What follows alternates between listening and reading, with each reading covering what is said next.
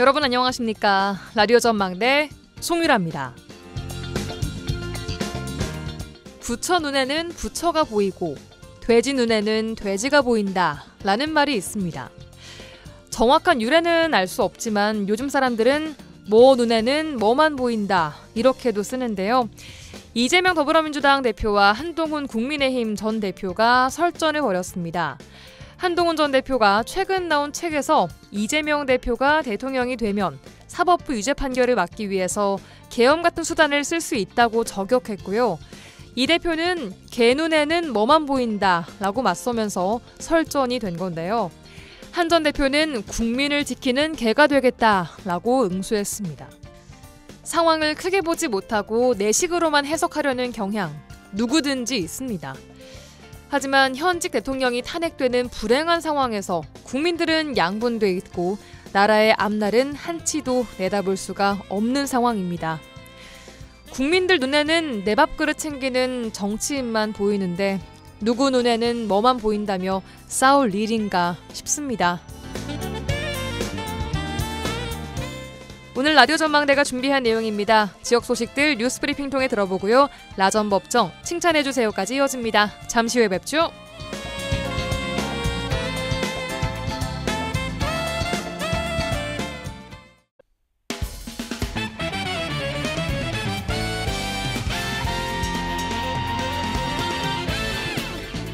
라디오 전망대 2월 26일 수요일 순서 출발합니다. 지역 뉴스부터 정리해보죠. GBS 뉴스의 차범준 편집국장 연결합니다. 안녕하세요. 네, 안녕하세요. 네, 오늘 지역 소식은 순천 소식입니다. 순천시가 전남도와 함께 지역의 임산부와 난임부부를 대상으로 하는 지원 사업이 논란이 되고 있습니다. 친환경 농산물 꾸러미 사업, 어떤 사업이고 또 어떤 문제가 있나요? 네, 순천시가 지역의 임산부와 난임 부부 등 총 858명을 대상으로 4억 1천만 원 상당의 친환경 농산물 꾸러미를 지원하겠다고 밝혔습니다. 예. 이 전남도와 매칭 사업으로 진행되는 해당 사업이 지역의 임산부와 난임 부부 전체에게 혜택을 줄 수 없다는 지적입니다. 네. 언론 보도에 따르면 이번 사업은 전남도가 친환경 농산물 판매를 목적으로 이 시군에 30%의 사업비를 내려주고 나머지 70%는 일선 시군에서 부담하는 방식으로 추진되고 있는데요. 예. 전남도가 약 9,850만 원의 예산을 지원하고 순천시의 경우 2억 3천만 원의 사업비를 지출하는 것으로 알려지고 있습니다. 예. 이 정리를 해보면 전남도에 비해 순천시가 더 많은 사업비를 지출하는데 그 혜택을 받을 지역의 임산부와 난임 부부 전체에게 농산물 꾸러미를 일괄로 지급할 수 없다는 것입니다. 지난해 순천시 출생아가 1,452명으로 임산부 역시 비슷한 숫자로 추정이 되는데 이번 지원 대상은 480여 명에 그쳐 상당수의 임산부가 그 혜택을 못 받은 상황이 될 수 있다는 것입니다. 예, 지난해 대비해서 보면 한 3분의 1 정도만 지원을 받을 수 있는 상황이고 이게 누구는 받고 누구는 못 받는 상황이 생길 수 있다라는 것인데 순천시의 입장은 어떤가요? 네, 순천시는 보육원 등에 다니는 영유아에 대한 지원 대상을 304명으로 잡고 있는데 이 보육원에 다니지 않고 있는 지역의 나머지 영유아들에 대한 지급 방식을 어떻게 하느냐를 두고 논란이 되고 있습니다. 예. 순천시는 농산물 꾸러미 지급 방식을 선착순으로 진행한다는 방식인데 문제는 선착순 방식 또한 이 지급 대상자를 선택하는데 사전에 충분한 고려가 부족했다는 지적입니다. 예. 보도에 따르면 순천시에서 올해 난임 확정을 받은 부부는 64명인데 순천시의 올해 농산물 꾸러미 지급 대상은 74명으로 이 난임 부부의 경우 지급 대상자가 넘쳐 이 난임 시술비를 신청하면서 함께 농산물 꾸러미 신청을 받는다고 합니다. 예. 결국 난임 부부는 손쉽게 농산물 꾸러미를 신청할 수 있게 돼 있는데 지역의 임산부와 영유아 대상자는 이 경쟁 방식인 선착순으로 농산물 꾸러미를 신청해야 되는 상황입니다. 예. 지역 일부에서는 농산물 꾸러미 지급 대상을 선정하는 방식에도 문제를 지적하고 있는데요. 농산물 꾸러미의 지원 사업이 지원 대상의 소득이나 경제적 여건을 고려하지 않고 이 선착순으로만 진행을 함으로써 이 돌봄이 필요한 취약계층 등 사회적 약자를 배려할 수가 없다는 입장입니다. 순천시는 해당 논란에 대해 전남도 친환경 채소 업무 부서에서 사업 방식을 정했고 그 방식을 지자체에서 따르는 방식이기 때문에 순천시 일괄적으로 사업 방식을 지정하기가 어렵다는 입장입니다. 예, 수혜자 숫자부터 지급 방식까지 여러 논란이 되고 있는 친환경 농산물 꾸러미 사업, 전남도와 순천시가 함께하고 있는 지원 사업 소식부터 들어봤습니다. 자, 다음 소식 들어보겠습니다. 광양인데요. 다음 주면 입학 시즌 다가옵니다. 초등학교 신입생 수가 계속 줄고 있다는 소식은 여러 차례 저희가 전해드렸었는데 오늘은 광양 사정 취재해 오셨죠? 네, 오는 3월 4일 광양 지역 초등학교에 입학식이 진행되는데요. 광양시 관내 29개 학교 2025학년도 신입생 규모가 1,073명, 62학급으로 조사됐습니다. 예. 이는 지난해 64학급 1,154명에 비해 2학급 81명의 입학생이 줄어든 것으로 나타났는데요. 예. 이 매년 저출생에 따른 학령 인구 감소 지역이 광양시도 포함됐다는 분석이 나오고 있습니다. 광양시 관내 초등학교 입학생 수 감소는 과거에 주로 면 단위에서 나타났던 신입생 모집 차질 현상이 도심권인 동 단위에서도 나타나고 있다는 점에서 향후 심각한 문제가 도래할 것이라는 우려가 나오고 있습니다. 예. 특히 광양시 관내 올해 초등학교 1학년 학급 중 5명 이하의 신입생이 모집된 학교는 모두 8개 학교로 지난해 6개 학교보다 2곳이 더 늘어난 것으로 확인됐습니다. 네, 학령 인구 감소가 전국적인 현상이라고는 하지만 광양시는 아이 양육하기 좋은 도시 관련 시책들을 많이 또 펼치고 있는데 이거에 비하면 좀 성과가 좋진 못한 것 같습니다. 네, 지역 일부에서는 광양시가 아이 양육하기 좋은 도시를 표방하면서 여러 시책을 펼치고 있지만 올해 광양시 초등학교 신입생 감소율이 7.02%로 교육부가 발표한 전국적인 감소율 7.5%와 별로 큰 차이가 없다는 점을 주목하고 있습니다. 예. 결국 광양 지역의 초등학교 신입생들의 지속적인 감소는 교육 당국이 우려하고 있는 학급 꾸리기의 어려운 문제나 또 교원 정원의 감축 문제, 학급 감소 및 폐교 등으로 이어질 수 있다는 점에서 예. 지역사회 차원의 대책 마련이 필요한 상황입니다. 예. 이 앞서도 언급했지만 예전에 초등학교 입학생 감소가 주로 면 지역 중심으로 진행됐지만 최근 들어 광양시의 경우 동 지역으로 확산되고 있고 광양시 진상, 봉강, 옥룡 북초등학교, 다합초등학교의 경우 학생 수가 4명 이하로 이 단일 학급이 아니라 2학년과 복식 수업을 해야 될 정도로 학생 수 감소 현상이 두드러지게 나타나고 있는 실정입니다. 네, 지금은 초등학교 1학년만 입학생이 없는 학교들이 많이 있다 이런 보도가 나오지만 향후 10년 내에는 또 초등학교가 폐교가 된다 이런 소식들이 많이 들려올 것 같아서 걱정이 됩니다. 자, 오늘 끝 소식도 지역 관련 교육 소식입니다. 전남에서는 전남형 작은 학교를 운영하고 있는데 이 운영 방식을 두고 지적이 나왔다고요? 네, 전남도의회 교육위원회가 전라남도 교육청으로부터 업무 보고를 받는 과정에서 전남도교육청이 운영하고 있는 전남형 작은 학교 운영과 관련해 지역 일부에서 부정적인 평가가 나오고 있다는 내용이 지적됐습니다. 이 전남도의회 이명석 도의원은 최근 전남형 작은 학교 운영 과정에서 지역 주민들로부터 이 해당 학교 중 일부가 수학여행을 해외로 간다거나 이 특정 물품을 제공받는 학교로 인식되고 있다며 도교육청이 작은 학교 운영과 관련해 이 물질적인 지원에 치중하고 있는 게 아니냐 이런 지적이 나왔습니다. 예.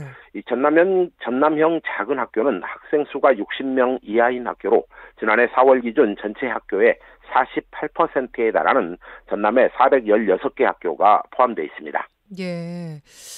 이 특색 프로그램들이나 특성화 모델 학교 운영 방식이 일부 학부모님들에게는 일종의 특혜성 프로그램으로 인식되고 있다. 이런 지적으로 보입니다. 네, 전남형 작은 학교는 전남도교육청이 적정 학급 유지를 위해 시나 읍 지역의 일정 규모 학교에서 면 지역의 소규모 학교로 진학을 허용하고 있는 제한적인 공동 학구제를 운영하고 있습니다. 예. 이명석 의원은 제한적 공동학구제로 인해 원도심 학교 학생들이 줄어드는 여교과가 있고 일부 물질적인 것을 바라고 작은 학교로 학생을 보내는 경우도 있다며 작은 학교를 살리겠다는 본래 취지에 맞게 가고 있는지 의문이라고 지적했습니다. 예. 해당 의원은 작은 학교 운영이 물질적인 부분으로 접근하는 것이 장기화하지 않도록 서둘러 체계를 잡아야 한다고 주문했는데 이 전남도 교육청은 답변을 통해 작은 학교 운영이 단기적인 효과를 노리는 부분은 앞으로 지양해서 잘 관리해 나가겠다 이렇게 답변했습니다. 예, 알겠습니다. 여기까지 듣겠습니다. 뉴스브리핑 GBS 뉴스의 차범준 국장이었습니다. 고맙습니다. 네, 고맙습니다.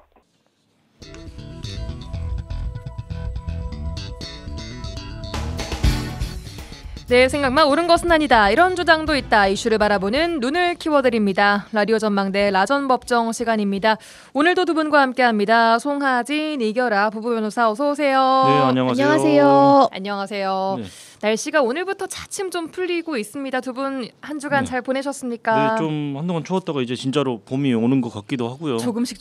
네. 예. 그리고 2월도 이제 막바지에 다다랐잖아요. 그러니까 항상 매년 3월이 뭔가 시작되는 느낌이 좀 강하잖아요. 맞아요. 저희 그 법정도 인사이동 기간이 다 끝나고 새로 이제 또 재판들도 많이 시작되는 시기이기도 하고 뭐 신학기 뭐 이런 것들도 시작되고 하니까 뭔가 또 새롭게 시작하는 느낌이 나기도 하고 좀 두렵기도 합니다. 새로운 마음으로 머리를 새로 하셨네요. 아, 예. 뭐 머리야 뭐 주기적으로 하는 거니까요. 뭐. 예.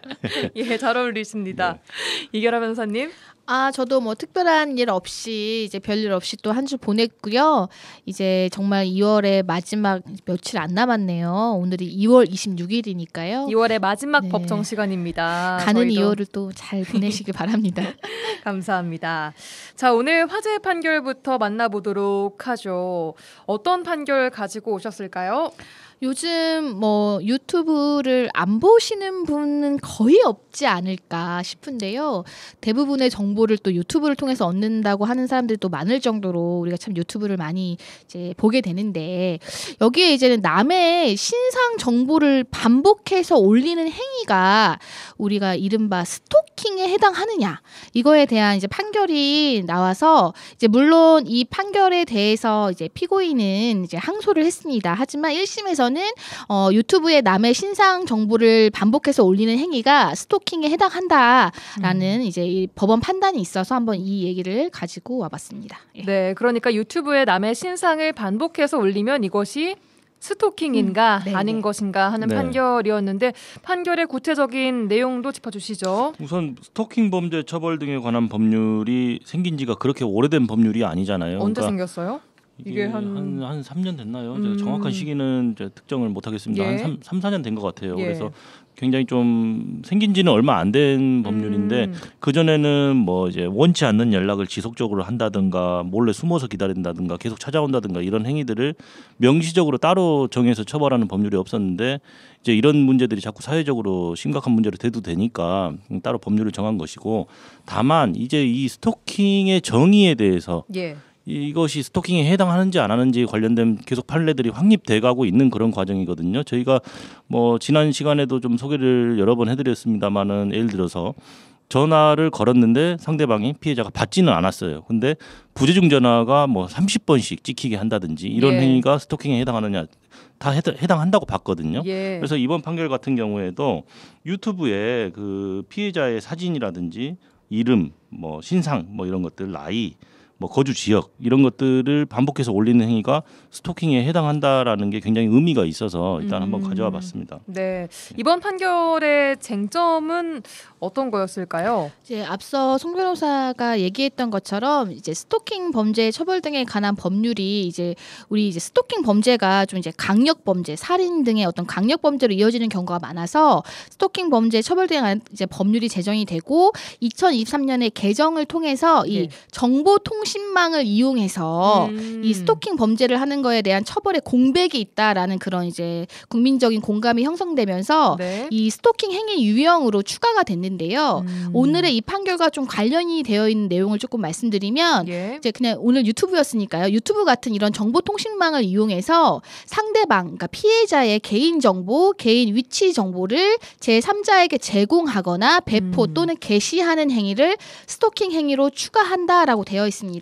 예. 오늘의 이 판결의 사건은 이 이제 유튜버예요. 이 피고인이 이 유튜버가 다른 유튜버의 신상 정보를 이제 자신의 채널에 반복적으로 올렸고 또 그 올리는 행위에서도 이제 모욕적인 발언까지 해서 스토킹뿐만 아니라 모욕 혐의도 다 인정이 됐습니다. 그래서 오늘은 이제 그 남의 신상 정보를 그 대상자의 어떤 그 의사에 반해서 올리는 행위가 스토킹으로 처벌받을 수 있다라는 거를 좀 알려드리려고 가져왔기 때문에 이제 그 부분을 중점으로 말씀드리는 거예요. 그래서 이 법이 개정이 돼서 이런 부분들도 이제 스토킹이라는 거는 그냥 우리가 흔히 생각할 때는 뭐 좀 연인 사이나 뭐 이런 사이에서 뭐 이렇게 집착하듯이 하는 행위만 스토킹이라고 하는 거 아닌가? 네.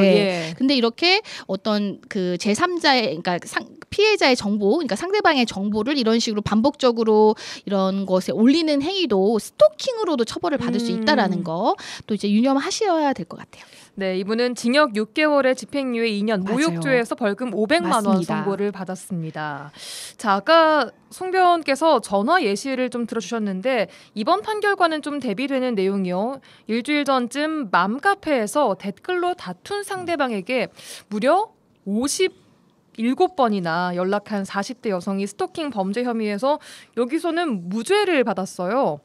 이거는 왜 이렇게 57번은 사실은 굉장히 네, 좀 집착적으로 전화를 한 것이고 위협을 느낄 수 있는 정도가 네. 아닌가라는 생각이 언뜻 들거든요. 이것만 단순히 보면요. 일단 이제 재판부는 잘못은 맞다 이러한 행위가 그런데 범죄로 볼 정도는 아니다라는 건데요. 좀 사안을 조금 설명을 드리면 예. 이 피고인하고 피해자가 이제 온라인상에서 어떤 사회적인 이슈, 뭐 아동 학대에 대한 어떤 그런 이제 걸로 얘기를 나누다가 이제 댓글 싸움이 벌어진 거예요. 그러니까 예. 서로의 의견 차이가 있었는데 이 이제 댓글 싸움 중에 이제 이 피고인이 욕설이나 반말을 쓴 것 같아요. 피해자에게. 그래도 이제 피해자가 수준이 떨어진다라는 이제 댓글을 달면서 예. 지금 당신이 나한테 한 이런 반말과 욕설이 담긴 글을 내 개인 블로그에 일명 박제시키겠다.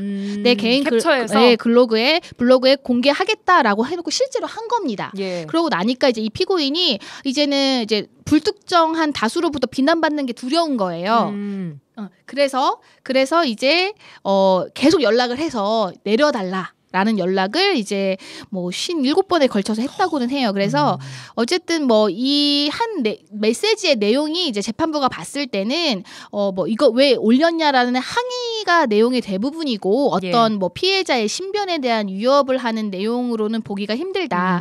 그리고 뭐 상대방에게 인터넷상으로 욕을 한 행위는 당연히 비난받아 마땅하기는 한데 뭐 형사처벌을 할 정도의 범죄라고는 좀 부족하다라는 이유로 무죄를 선고했는데 이게 이제는 뭐 우리가 봤을 때 이렇게 해도 뭐 벌 안 받네 거야? 이렇게 생각하시면 안 되고 그렇죠. 그러니까 예. 단정적으로 생각하시면 안 돼요. 그러니까 요 정도는 해도 되는구나라고 넘겨짚으면 안 되시는 게 지금 우리가 접하는 정보는 기사라든지 언론 뭐 보도를 통해서 접할 수 있는 한정적인 정보잖아요. 그러니까 여기에서 실제로 오간 메시지에 뭐 기재되어 있는 워딩이라든지 이런 걸 확인할 수 없는 상황에서 그러니까 재판부에서도 문자 메시지를 보면 항의가 대부분이고 실질적으로 위협하는 내용은 없다. 뭐 이렇게 판단을 했어요. 항의성 그래서 연락이었다. 그러니까 이 사람의 한 행동 자체는 도덕적으로 비난받아서 마땅하지만 형사처벌을 할 정도, 그러니까 범죄라고 할 정도는 좀 아니지 않느냐 이렇게 판단을 한 거라서 예. 사안별로 달라질 수 있습니다. 그러니까 비슷한 유사한 행위를 해도 처벌받을 수도 있다라는 거예요. 알겠습니다. 또 뭐 스토킹 범죄 관련해서 눈여겨볼 판례들이 좀 더 있을까요? 혹시? 오늘 오전에도 좀 뭐 광주 지역에서 이제 스토킹이 의심되는 사람을 이제 경찰이 뭐 제압하는 과정에서 이제 테이저건을 발사했는데 뭐 사망했다 뭐 이런 보도가 좀 나오고 있어요. 그래서 이제 스토킹이라는 게 아까 말씀드린 대로 이게 특별법이 생길 정도로 이게 강력 범죄로 이어지는 경우들이 많기 때문에 예. 그거에 대한 우려 때문에 이제는 스토킹 이거에 대해서 이제는 좀 강하게 처벌하고 있고 또 그 스토킹의 행위를 어디까지 이제 포함시킬 거냐에 대해서도 이제 개정을 통해서 지금 넓혀지고 있기 때문에 나의 행위가 이제 상대방의 의사에 반할 때는 이것이 또 이제 스토킹이 될 수 있다라는 거 이제 그분 좀 유념하셔서 좀 참고하시면 좋을 것 같아요. 예, 이게 직접이 아니라 뭐 정보통신 상에서 하는 행위도 스토킹이 될 네, 수 맞아요. 있다는 점을 이번 판결에서 좀 짚어주신 것 같습니다. 정말 이 스토킹 범죄가 육체적인 피해뿐 아니라 영혼을 잠식시키는 범죄 아니겠습니까? 네. 최근 뭐 유명인들 자살 사건 관련해서도 유튜브에 자극적이거나 뭐 스토킹에 가까운 내용들을 지속적으로 올리는 행위들이 나오고 있습니다. 이런 것들에 대해서 사회적 각성도 좀 필요하지 않나 싶거든요. 송 변호사님 어떻게 보세요? 그렇습니다. 그러니까 최근에 이제 김세론 씨 그 연예인이 자살을 한 사건이 있었어요. 그러니까 굉장히 안타까운 사건인데 요즘 유튜브 같은 것들이 굉장히 자극적인 영상들이 굉장히 많이 올라오잖아요. 뭐 조회수라든지 수익률 이런 것 때문에 그런 것 같은데 예를 들자면 김세론 씨 관련돼서도 유튜버 이진호 씨가 관련된 영상을 다수 올렸었다라고 해요. 그래서 뭐 가난 코스프레를 한다는 등 뭐 이런 식으로 좀 가난 코스프레, 네, 뭐 좀 비난하는 내용이 다소 포함돼 있었던 것 같은데 숨지기 전에요. 이제 숨지고 나니까 이걸 이제 급하게 다 삭제를 했다고 해요. 근데 사실 이런 행위들도 오늘 우리가 지금 이야기하고 있는 게 유튜브라든지 아니면 정보통신망 어떤 게시할 수 있는 공간에 뭐 타인의 의사에 반해서 뭐 좀 뭐 사회적으로 좀 굉장히 어떤 사람의 명예를 훼손할 수 있는 그런 표현이라든지 뭐 개인 정보라든지 이런 거 계속적으로 올린다. 사실 김세론 씨가 뭐 카페에서 아르바이트를 하고 이런 거 지극히 사적인 영역의 일이잖아요. 근데 그런 것들을 계속 반복적으로 올렸다라는 것도 제가 봤을 때 스토킹의 범죄에 분명히 해당할 수 있는 여지가 있다고 보이거든요. 그래서 지금 뭐 이렇게 유명인들의 사건뿐만 아니라 우리가 평상시 일상생활을 하는 과정에서도 이런 행위들이 진짜 뭐 그냥 비난받고 도덕적인 문제가 있다라는 정도에 그치지 않고 범죄에 해당할 수 있구나 이런 좀 인식들을 좀 하셔야 될 것 같습니다. 범죄에 해당할 뿐 아니라 뭐 누군가의 목숨을 앗아갈 수도 있는 행위라는 것을 유념하고 좀 조심해야 될 것 같습니다. 자, 화제의 판결 여기까지 들어보고요. 광고 듣고 와서 이어가겠습니다.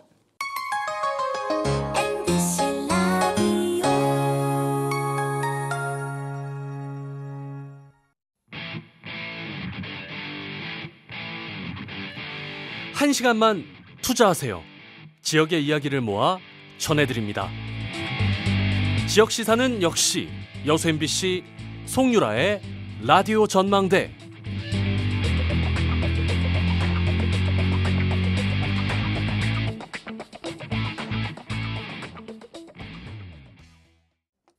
수요일 코너 라전법정 함께하고 있습니다. 송하진, 니그라 변호사와 함께하고 있고요. 자, 어제 헌법재판소에서는 윤석열 대통령의 탄핵 심판 마지막 변론 기일이 열렸습니다. 2시간씩 주어지는 최종 진술에서 국회와 윤 대통령 측의 주장이 이어졌는데 이제는 헌재의 시간입니다. 지금부터 선고까지의 과정에 대해서 좀 궁금한 점 좀 여쭤보도록 하겠습니다. 우선 이제 정말 그 대장정 끝에 윤석열 대통령 탄핵 심판 변론이 종결됐고 마지막 변론 기일까지 끝났습니다. 이 과정 두 분 어떻게 좀 보셨습니까? 굉장히 긴 과정이기도 했고 사실은 물론 이제 탄핵 심판 청구에 직접 참여하신 청구인 피청구인들이 제일 피곤했겠지만 그걸 지켜보는 국민들도 굉장히 피곤했던 그런 기간이었던 것 같고요. 사실 11차례의 변론 기일이 진행됐고 총 16명에 대한 증인 신문이 진행이 됐습니다. 그래서 어제 이제 최종 변론을 하면서 종합적으로 이제 자기들의 주장을 정리하고 마무리하는 그런 시간을 가졌는데요. 우선은 뭐 국회 측에서는 뭐 5가지로 뭐 좀 탄핵 사유라든지 이런 것들을 조약해서 발표를 했고 윤 대통령 측에서는 이것은 경고성 계엄이었다, 계몽이었다, 뭐 이런 취지의 주장을 이제 반복하면서 이제 마무리를 했는데. 변호인단 측에서 직접적으로 그 계몽이란 단어를 하기도 했더라고요. 네, 계몽되었다라는 표현을 쓰셨는데 그러니까 사적으로 본인이 계몽되었다 이렇게 얘기를 하면서 네, 뭐 저도 사적으로 어제 그걸 보면서 계몽이 되었습니다. 그러니까 뭐라고 할까요? 저렇게 생각할 수도 있구나라는 측면에서 계몽이 되었다라고 할까요? 그러니까 참 뭐 다양한 생각이 있을 수는 있는 것 같고 뭐 양측의 주장은 팽팽한 것은 여전했고요. 그렇죠. 그래서 그런 부분들이 종합적으로 이미 펼쳐지는 과정들을 국민들이 다 변론 과정을 지켜봤고 어제 총 정리하는 시간이었고 이제 아까 말씀하신 대로 헌재의 결정만이 남은 시간이 드디어 이제 온 거죠. 예. 자, 이제 변론이 종결됐고 헌재는 앞으로 어떤 과정에 들어가게 되는 거예요? 예, 일반적으로 우리가 이제 재판을 하게 되면 언제 선고를 하겠다고 기일을 지정하는 것이 일반적이기는 한데 헌법재판소는 단심제잖아요. 그래서 어떤 선고기일을 따로 지정하지는 않습니다. 그러니까 한 번에 끝나는 1심, 2심, 3심이 아니라 그래서 일단은 이제 양측 청구인과 피청구인 양측의 주장을 모두 들었고 이제 이거에 대해서 이제 변론은 종결을 하겠다. 이제 이후에 재판관들이 모여서 평의하겠다. 이 평의. 네, 다투는 쟁점에 대해서 누구의 주장이 맞는지. 그래서 이 탄핵 청구가 인용이 되어야 되는지 아니면 뭐 이유가 없어서 기각이 되어야 되는 이런 평의 절차를 거치게 됩니다. 그러고 나서는 이제 전례를 보면 보통 이제 만약에 헌법재판소가 선고 기일을 정했다고 해서 그거를 알려줘야 될 의무는 없으나 네. 일반적으로 이제 과거 박근혜 전 대통령, 노무현 전 대통령 탄핵 심판에서 알려줬기 때문에 이번에도 이제 선고기를 한 2, 3일 전쯤에는 통보를 하지 않을까 이제 그렇게 예측됩니다.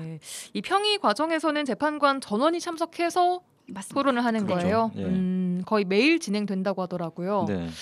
예. 앞으로 그러면은 이 선고까지 어느 정도 걸릴 거라고 예상하세요? 이건 어디까지나 예상인데 사실은 전례가 없었어야 마땅한 사건인데 전례가 벌써 2번이나 있죠. 그래서 노무현 전 대통령 탄핵 심판이 있었고요. 그 박근혜 전 대통령 탄핵 심판이 있었는데 노무현 대통령 심판 같은 경우에는 14일, 그러니까 최종 변론하고 변론 종결 후에 14일이 걸렸고 박근혜 전 대통령 같은 경우에는 선고까지 11일이 걸렸습니다. 변론 종결하고. 그러니까 그래서 이런 전례들에 비추어 봐서는 지금 뭐 여러 가지 썰들이 나오는데요. 뭐 7일이냐, 3월 7일이냐, 14일이냐 뭐 이런 썰들도 많이 나오고 있는 것 같아요. 근데 보통 둘 다 금요일에 선고가 났다고 하더라고요. 네. 그래서 뭐 그때쯤 선고가 나지 않겠느냐라고 강력하게 이제 추측이 되고 있는 상황이고 이번에도 뭐 굉장히 좀 신속하게 진행하려고 굉장히 노력을 많이 했어요. 헌법재판소에서. 그래서 평의가 뭐 쉽지는 않겠습니다만은 뭐 전례들이라든지 이런 것들에 비추어 봤을 때 비슷한 시점에 아마 판결이 나오지 않을까 싶습니다. 뭐 혹시 다른 탄핵 심판이 끼어 들어오거나 할 수는 선고가 뭐 끼어 들거나 이렇게 될 가능성도 있나요? 밀리거나 혹시 이게? 뭐 그럴 수도 있겠지만 일단은 아무래도 지금 사실 탄핵 심판이 많이 있기는 한데요. 뭐 이것과 별개로 이제 이 평의 절차는 이제 별개로 진행하면서 뭐 그 사이에 뭐 다른 탄핵 심판에 대해서도 선고를 할 수는 있겠지만 아무래도 크게 밀리진 않을 것이다. 사안이 크다 보니 이거에 그렇죠. 좀 집중해서 평의를 그러니까 이제 진행할 것으로 다른 봅니다. 사건들이 많이 있는 것은 사실이에요. 그러니까 네. 헌법재판소에 계류된 사건들이 많이 있는 건 사실인데 가장 중요하고 긴급한 사안은 지금 이 사건이란 말이에요. 그래서 다른 사건이 있다는 이유로 그걸 그냥 미루거나 이러지는 않을 것 같습니다. 알겠습니다.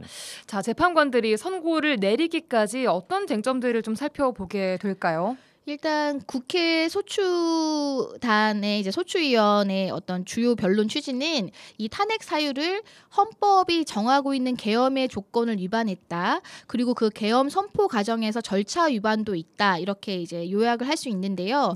그래서 이제 좀 더 구체적으로 말을 해보면 계엄 선포 자체 와 또 이제 그 과정에서의 적법 여부 이것이 주요 쟁점이고 또 포고령 그 포고령의 내용에 법 위반의 점은 없는지 그 부분도 쟁점이고 또 계엄에 대한 국회 해제 의결 권한을 방해하거나 또 정치인과 법관을 체포하라고 지시한 사실이 있는지 뭐 이런 부분들이 이제 쟁점으로 이제 주로 살피게 될 것 같습니다. 이 아까 평의 과정을 거쳐서 그럼 결정문을 작성하기까지 그 과정도 있을 것 같아요. 어떻게 됩니까? 일단 평의에서 그 모든 재판관들이 참석해서 평의에 참석해서 각자의 의견을 밝히고 토론하고 이런 과정들이 있을 거예요. 그래서 그 과정에서는 뭐 결과에 대한 어떤 이야기뿐만 아니라 뭐 증거 능력 이렇게 현출된 증거들을 이거는 증거 능력을 인정하고 이거는 증거 능력을 인정할 수 없다 이런 부분들도 이야기가 오갈 것이고 하여튼 다양한 어떤 이야기들을 한 다음에 최종 결정을 내리게 되는데요. 결정문 같은 경우에는 주심 재판관인 정영식 재판관이 작성을 하게끔 되어 있습니다. 그리고 일단 만장일치로 결론이 나지 않는 경우가 있을 수 있잖아요. 그래서 의견이 갈리는 경우에는 소수 의견, 그러니까 소수 의견을 낸 재판관이 별도의 소수 의견을 밝힐 수도 있고 판결문에 이 부분도 게재가 될 가능성이 있습니다.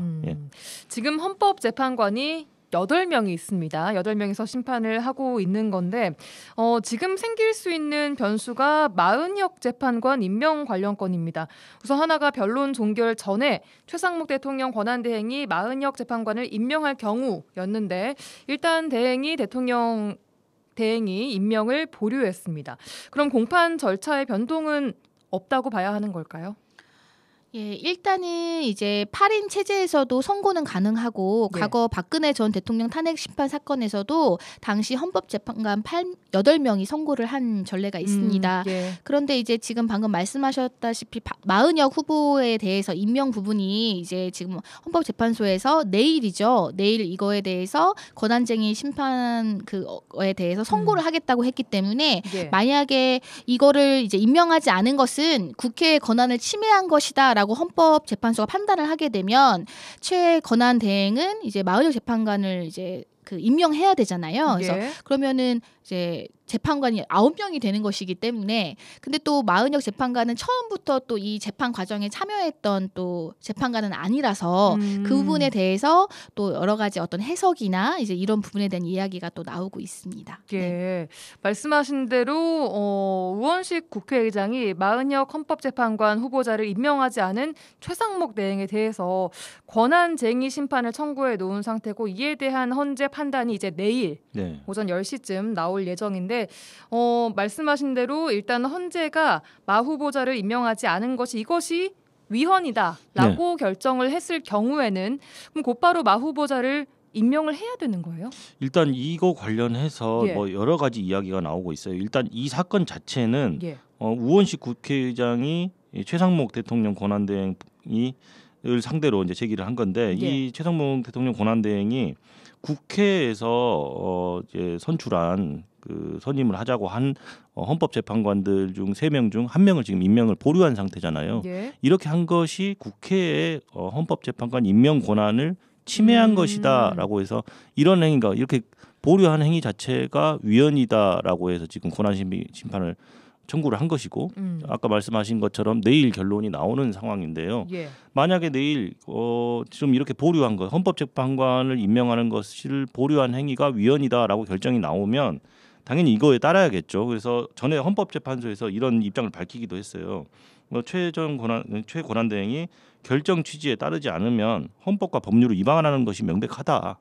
그러니까 따라야 된다. 우리가 것이... 어떤 결정을 내리든 이것을 따라야 하는 것이 헌법과 법률에 맞는 방법이다라고 이야기를 했어요. 이제 다만 이제 이 최고난대행이 이걸 따를지 안 따를지는 아무도 모를 일이고 만약에 따르지 않았을 때 그에 대한 페널티를 어떻게 할 것인가에 대해서는 명확한 어떤 규정이라든지 근거는 지금 없는 상황이에요. 다만 굉장히 정치적으로든 어떤 법률적으로든 수세에 몰릴 수는 있겠죠. 그리고 임명을 한다면, 그러니까 예를 들어서 바로 위헌이다라고 결정이 났다고 가정을 하고 지금 말씀드리는 거예요. 그러면 임명을 해야 되는 거잖아요. 예. 임명을 한다면 즉시 해야 되는 것인지, 아니면 조금 뜸들이다 해도 되는 것인지 이런 부분에 대해서 자꾸 의견들이 갈리는 거예요. 그러니까 확실히 뭐 정해져 있는 것은 없나 봐요 이게. 그렇죠. 근데 예를 들어서 그거를 너무 어렵게 꼬아서 자꾸 이쪽 저쪽 이야기 다 듣다 보니까 어려운데 쉽게 말하면 법원에서 헌법재판소도 법원이잖아요. 예. 판결을 내렸어요. 그럼 그거에 따라야 되는 건 헌법과 법률에 따라서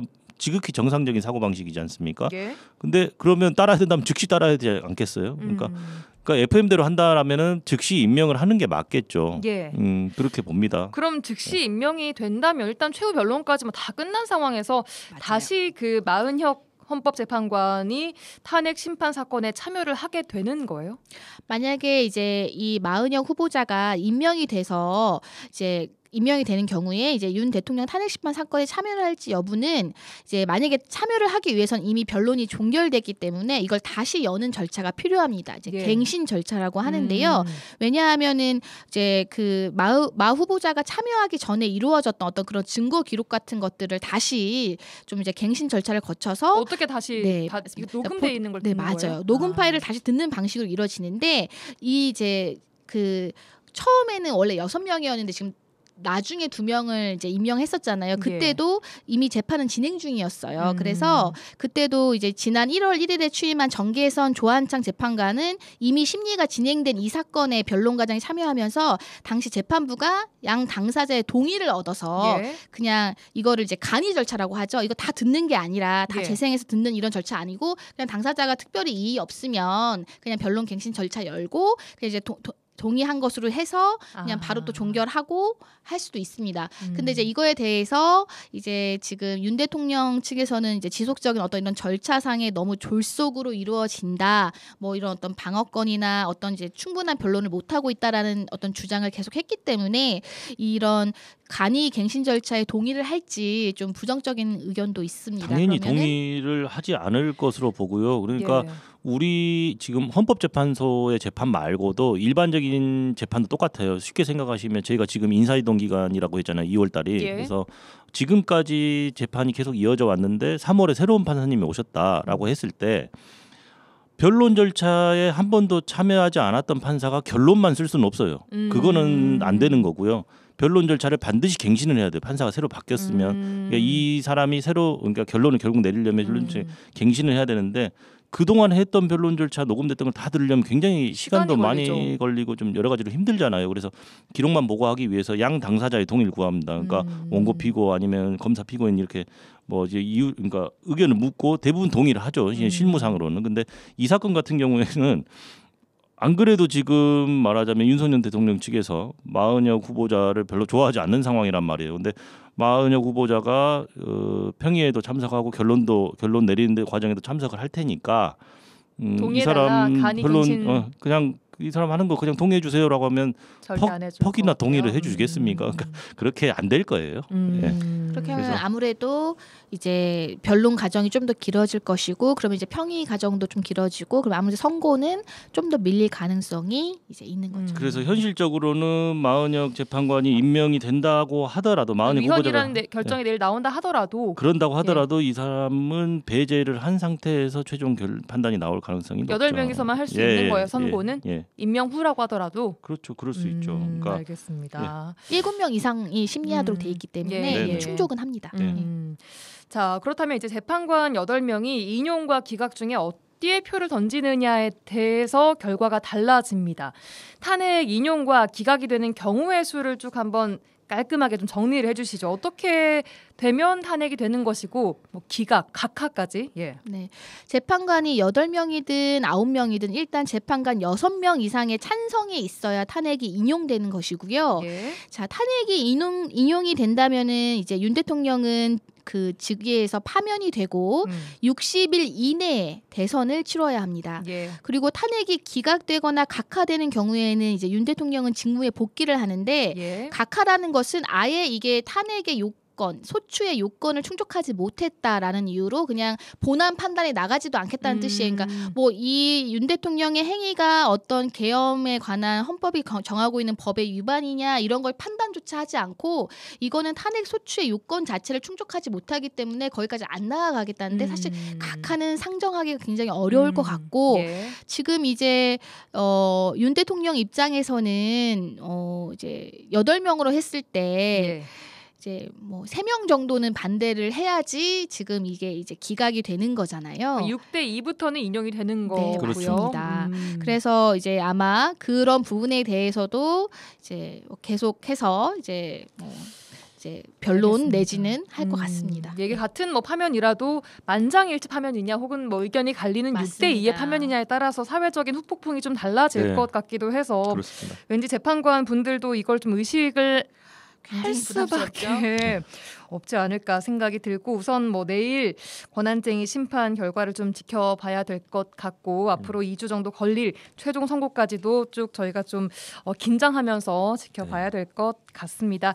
자, 오늘도 두 분 변호사와 함께 탄핵 심판 법적인 과정 또 마지막 마무리 과정들 한번 짚어봤습니다. 송하진, 이결아 부부 변호사 두 분과 함께했습니다. 고맙습니다. 네, 감사합니다.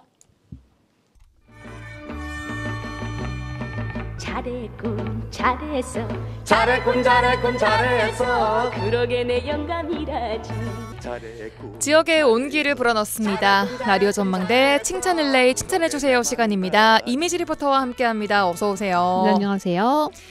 네, 직장인들이 하루 중 가장 좀 기다려지는 시간이 바로 지금 이 시간 퇴근 시간일 텐데요. 네. 즐거운 마음으로 퇴근길에 오르신 분들 많이 계실 것 같습니다. 일단 좀 퇴근하고 나면 마음이 후련하죠. 그렇죠. 여러분은 퇴근하고 지금 어디로 향하는 길이신가요?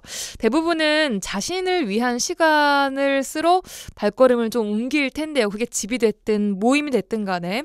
자, 오늘은 퇴근길이 봉사 가는 길이 되는 분들을 만나고 오셨다고요? 네. 하루 일과를 보내고 쉼이 필요한 시간. 이 사단법인 모두모아 봉사단원들은요. 집으로 향하지 않고 노인 장기 요양시설의 어르신들의 미용을 위해 발길을 옮깁니다. 예. 어제 저녁 7시 여수 진달래 마을에서는 미용 가위소리와 웃음소리가 가득했는데요. 이 피곤함을 뒤로하고 봉사를 선택한 봉사자들은 모두 봉사가 특별하지 않다고 얘기합니다. 또 봉사를 통해 많은 것을 배울 수 있는 배움터라 추천합니다. 모두모아 봉사단 봉사자들 만나보시죠.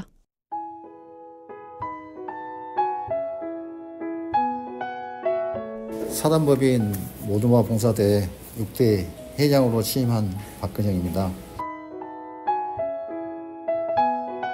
이미용 봉사를 하는데요. 또 원장 선생님들이 주간에 이제 일을 하고 마무리 짓고 야간에 오셔가지고 우리 그 회원들하고 같이 미용봉사를 하고 있습니다.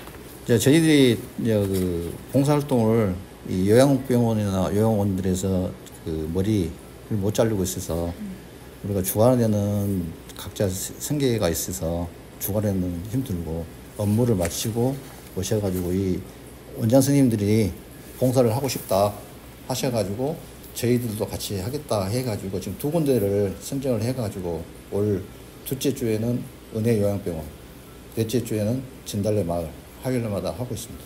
평일날까지 이렇게 봉사를 다니시는 이유가 있으세요? 아니, 일단 오면은 뭐 저한테는 개인적으로 힐링되는 그런 시간이기 때문에 그래서 나와요. 이미용을 하세요? 아니요, 할 줄 몰라요. 할 줄 모르는데 이제 원장님들 이렇게 하시고 나면 밑에 조금씩 남아있는 거 그거라도 저는 막 하고 싶어갖고 지금 막 이거 들고 다니면서 별거 없습니다. 봉사자들 많이 부족하고 저는 그런 게 좀 아쉽더라고요. 아직도 후원을 하시는 분들이 너무 적더라. 먼저 나부터 힘든데 뭘 하냐 이런 생각을 가지고 계시니까 그런 생각들을 조금 달리 했으면 좋겠는데 다른 데서 만나는 것은 어떻게 보면 자기들 뭐 이익을 따지거나 뭐 좀 그런 거 있잖아요. 여기는 전혀 그런 거 없이 그냥 나는 그 자체 제가 할 수 있는 건 없지만 그래도 화요일 저녁 7시 반인데 청년들이 이 화요일에 쉬고 싶겠지만 이 시간을 내서 봉사하는 게 이유가 있어요? 봉사를 하면서 여러 사람들을 만나다 보면 뭐 제 가치관의 변화나 뭐 그냥 그런 경험들을 쌓으려고 오는 것 같아요. 사실 별 생각을 안 해요. 왜냐면 생각을 하면 오히려 더 가기 싫어지니까 그냥 오는 것 같아요. 그냥 아무 생각 없이 오다 보면 와서 그냥 하면 또 뿌듯하기도 하고 근데 약간 연령층이 그렇게 다양한 편은 아닌다라는 생각은 들어요. 사실 뭐 봉사를 한다고 해서 사실 뭐 누가 시킨다고 해서 하는 건 아니잖아요. 그냥 본인이 스스로 하는 거죠. 특별히 남을 위해서 하는 것 같지는 않고요. 봉사활동을 그냥 뭐 저 자신을 위해서 한다고 생각하면서 하는 것 같아요. 약간 그런 말이 있잖아요. 약간 100% 타인을 위한 봉사는 없다. 결국에는 저 자신도 어느 정도 이익이 되기 때문에 오는 거죠. 너무 봉사를 어렵게 생각하는 것 같더라고요, 다들. 모두모아 봉사단이 지금까지 많은 봉사를 해왔고 하기도 하거든요. 네. 어떤 활동들 주로 많이 하나요? 우리가 지금 그 회원 수는 318명입니다.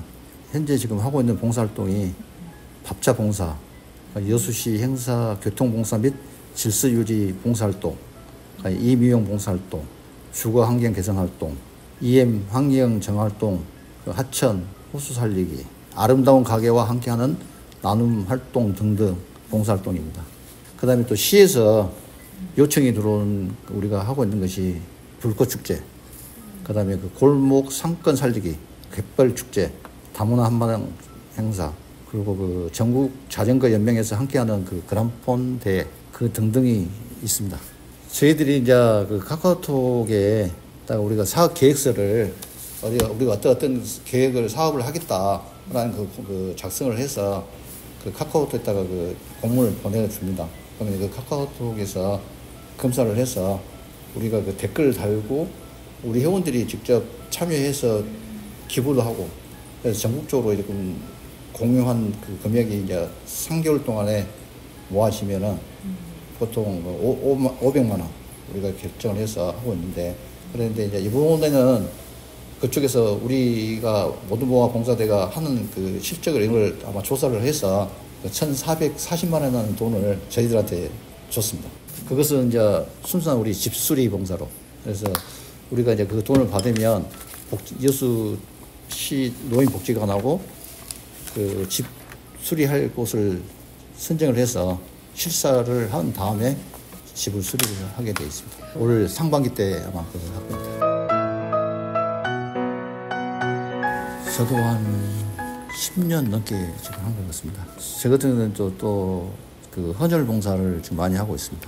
자원봉사라는 그 개념의 의미를 보면 쉽게 접할 수 있는 나눔을 하고 싶었습니다. 그래서 처음으로 접하는 봉사를 어디서 할까 하고 싶어도 막막했었습니다. 그래서 모두 모아 봉사를 만나면서 다양한 자원봉사를 할 수 있었고 진정성 있는 단체를 만나 나의 나눔의 생각이 선한 영향력으로 변화되면서 애롭고 소외된 지역 어르신들을 바라보는 시선, 긍정적인 마인드로 바뀐 것 같습니다. 주말 되면 봉사를 하고 다니는데 이제 주변 사람들이 보면 혹시 뭐 어떤 꿈을 가지고 하냐, 뭐 정치에 대해서 생각이 있냐, 그런 사람들에서 항상 그 주변 사람들이 언제 나오냐, 언제 뭐 출마하냐, 준비하냐, 그런 이야기들 많이 들었거든요. 그래서 저는 이제 진정하게 봉사를 하고 있는데 밖에서 보는 사람들은 꼭 그런 생각을 많이 하더라고요. 이 봉사를 하면 내 마음이 너무 편해요. 또 즐겁고 하니까 내가 더 자꾸 봉사를 찾고 돼 있고. 이제 아쉬운 것은 봉사자들이 줄어들고 지금 현재 많이 없어요. 그리고 후원금도 줄고, 그다음에 그 봉사자가 안전하게 활동할 수 있는 제도 같은 것이 장치가 전혀 없어요. 그래서 행정적 도움을 받게 하지만 아주 미비하고 아쉬운 점들이 다 얘기할 수는 없지만 봉사단체들이 활동할 수 있도록 지원들을 좀 늘려줬으면 좋겠다 하는 바람입니다. 그래서 무엇보다 봉사자들이 감정 노동을 하는 것이기 때문에 시민이나 일반인들의 의식도 좀 높아져서 나눔과 봉사 가치를 퇴색되지 않기를 바라기를 마음을 바랍니다. 코로나 전에는 그래도 그나마 좀 많이 모여졌거든요. 근데 문화가 이제 코로나가 딱 끝나는 데는 그 문화가 많이 바뀌어버렸어요. 동참하는 것이 좀 많이 안 모여지더라고요. 자원봉사센터를 찾아서 문을 두드리면 본인의 역할에 맞는 자원봉사 활동을 할 수 있도록 주변에서 저희와 같은 봉사단체들이 많이 있습니다. 그래서 언제든지 연락을 주시면 성심성의껏 안내해 드리도록 하겠습니다.